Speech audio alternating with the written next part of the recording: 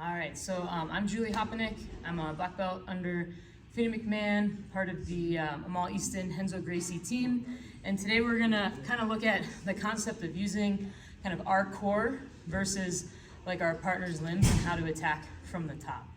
All right, so first thing we'll look at is I want to use these spaces where like my limbs attach to me, right? So kind of where my arm is attached to my trunk, where my hip attaches as well. And that's where I'm going to be strongest. And we're going to come in and attack more from the outside on our partner here because we'll get more leverage when we're trying to make space. Okay, and a lot of us know when we want to get to mount that we want to attack this near side arm and try to clear it to get to mount, right? The thing is, like, our partners know this too. So she's gonna stay really tight, and people get good at protecting this space, right? Because they know that's really vulnerable. So when I'm on top and I'm trying to get that near side space and I can't, I don't wanna just bail on these ideas. So I'm gonna actually attack the far side, okay?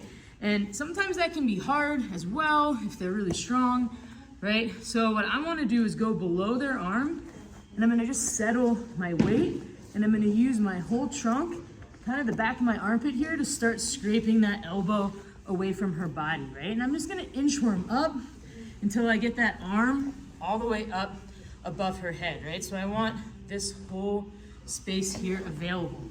Right now from here, if you can come back and get the near side arm with the hip switch, right? That's great. If we can get both arms above, that's the best, right? But we're just gonna go today on the principle of we can't get this near side arm. Okay, it doesn't mean we still can't advance, right? A lot of people think if we can't get that arm, we have to stop here. So after I clear and I get to here, I'm gonna start going to mount. And I don't wanna go straight across.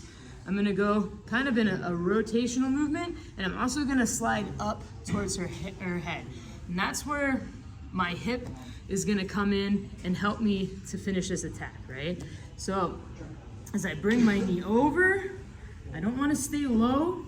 I start to slide up and I rotate all the way around, right? So I should be right around here now, right? And I didn't clear my other arm because I couldn't, okay? So what I'm gonna do now is address this elbow. So I bring my leg below the elbow, and all I have to do is lift enough to get my leg underneath. And then I'm gonna start to use my hip to scoop the other arm up. So I'm here, I slide my leg high, I can bring my elbow in to help me, kind of bring that leg up, and then scoot in, right? So since we went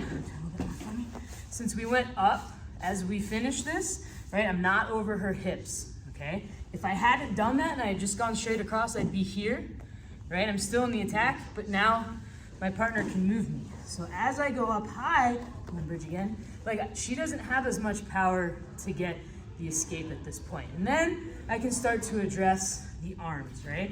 I like to finish from the top. If I land with the arm I want kind of on top, that's perfect. I just go wrist to wrist, hand to my chest, I post. Since I came up high, it's easy to bring the knee over, hips in, finish the arm bar. Okay? If she's defending and the other arm is on the bottom, right? I'm gonna go in between, kind of like I'm sliding down her hand with my hand to make that space, and I peel this top arm off. We can come in and attack straight arm bars, or I can just go for the arm bar I wanted. I go wrist to wrist, post, bring the knee over, finish the arm bar. So my hip pocket is right behind that arm, right? It's doing all the work. If I was down here, it would be like more my mid-thigh. So that's why we want to keep scooted all the way up. It's going to help us keep their elbows up over their head. Okay?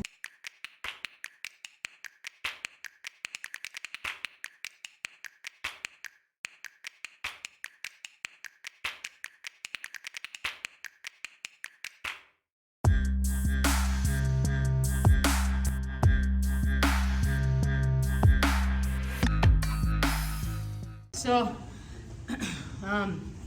like I said, it's important to remember to use your trunk against their weaker parts, right?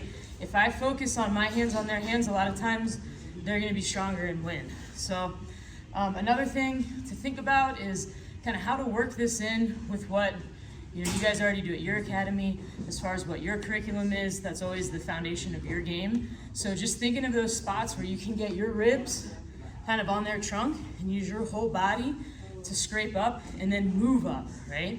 Don't stay down by the hips where they can bridge, defend, and replace the guard. So, all right, thanks for watching.